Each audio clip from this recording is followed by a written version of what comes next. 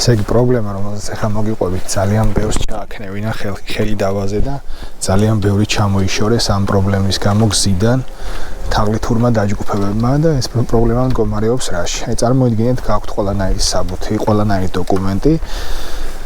მიდიხარ თქვენ ნაკვეთზე და უცებ აღმოჩნდება რომ ამ ტერიტორიაზე არის შესული ვიღაც სხვა პირი. ხო? და თან ისეთი პირი რომელიც შეიძლება არ იყოს პირველადი ნაკვეთის შემძენი, არამედ იყოს კეთილსინდისიერი შემძენი, ანუ რამოდენიმეჯერ იყოს გაყიდული ეს ნაკვეთი.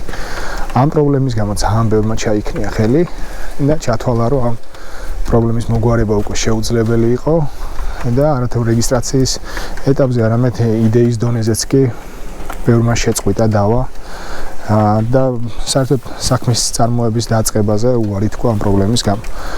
ეხლა ჩვენ გვაქვს ასეთი შემთხვევა, ცხარეჭამიაში ყოსტ მებაღეობა, რომლის ფარგლებშიც დარიგდა ნაკვეთები 70-იან წლებში, მერე ეს ტერიტორია ბანაკისთვის გადაწყვეტეს რომ მოემზადებინათ და აქედან გაუშვეს მებაღეები და შემდეგ 90-იანებში ისე დაუბრუნდა უკან დიდი ნაწილი და თავიდან გადანაწილდა საგარეგე ნაკვეთები და ეს პირი ვინც გამოჩნდა აქვს ყველანაირი საბუთი ნაკვეთსაც მივაგენით დავაიდენტიფიცირეთ ყვითელ ფენაშიც კი წარმოიდგინეთ ეს პირია მითითებული და მიუხედავად ამისა რეესტრი ეძახის რომ არა ამ ნაკვეთს ვერ გავაუქმებ იმიტომ კეთილსინდისიერი შემძენია ადგილზე და დაახლოებით ისეთივე დავალებას იძლევა რომ აი რაღაც სამთავიანი დრაკონის მოკლას გავალებს რომ აი წადი სამთავიანი დრაკონს თავი მოჭერი და დრაკონს თუ მოჭრი თავს შემდეგ ამ ნაკვეთს დაგირეგისტრირებ. ხო აი დაახლოებით ამ ტიპის მოთხოვნა აქვს დაყენებული, იმიტომ რომ იძახის რომ აი წადი გააუქმე ის პირველადი რეგისტრაცია და მერე თუ მომიტან გამზადებულ დოკუმენტებს აი შემდეგ დაგირეგისტრირებ. ხო რაც თავისთავად ზღაპარია, იმიტომ რომ თუ რეესტრმა არასწორად დაარეგისტრირა, ვინც უნდა გამოასწოროს ეს არის ის პირი, ვინც შეცდომა დაუშვა, ხო? ან შეცდომა დაუშვა რეესტრმა და შეცდომა უნდა გამოასწოროს რეესტრმავე და არა სხვა.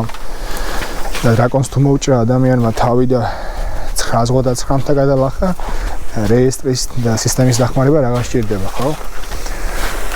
ამიტომ კიდევ ერთხელ ვიტყვი ამ პრობლემების გამო ბევრმა ჩაიქნია ხელი, მაგრამ არსებობს ძალიან საინტერესო გამოსავალი, გამოსავალსაც მიიღებს რეალურად ეს ადამიანი და ამ გამოსავალს ქვია ზიანის ანაზღაურება. არანაირი ჭიდაობა, ომი და ფრონტი არ მოუწევს ამ ადამიანს ამ ნაკვეთზე, ისევე როგორც სხვასაც, იმიტომ რომ როგორც წესი თაღლითური წარმონაქმნები ჭიდაობაში უფრო ძლიერები არიან, ვიდრე კეთილსინდისიერი პირები, ამიტომ არსებობს ცივილური გზა, რომელიც გზის გამოყენებითაც ფასდება ქონების ღირებულება დღის მდგომარეობით და ეს ღირებულება როგორც ზიანი ასე ეკისრება მარეგისტრირებელს და შემდეგ მარეგისტრირებელმა არჩიოს ეგ დედალმამალი ვის მოჭრის თავს და ვის გაუქმებს რეგისტრაციას და ვის არა. და ეს გზა შეგიძლიათ რომ გამოიყენოთ ყველას, ვისაც უდასტურდება ნაკვეთზე უფლება, მაგრამ ვერ იბრუნებს ამ ნაკვეთს იმის გამო რომ გადაყიდულია კეთილსინდისიერი შემძენია ნაკვეთზე ან სხვა პირია კიდე შესული რაიმე სხვა ფორმით, ეს არ ნიშნავს რომ დამთავრებულია ყველაფერი პირიქით. ეგ არის საშუალება რომ თქვენ მიიღოთ ალტერნატიული სიკეთე, თუ გეკუთვნით უფლება, ღებულობთ ამ ნაკვეთს, ან ღებულობთ ზიანის ანაზღაურებას. წარმატებებს გისურვებთ ყველას და შეეცადეთ მოთხოვნები დააყენოთ, რაც შეიძლება სწრაფად. კიდევ ერთხელ ვიტყვი, არ გაქვთ რო ითიფუფუნება მესაკუთრეებს, რადგან 2025 წლის შემდეგ ყველა ქონება,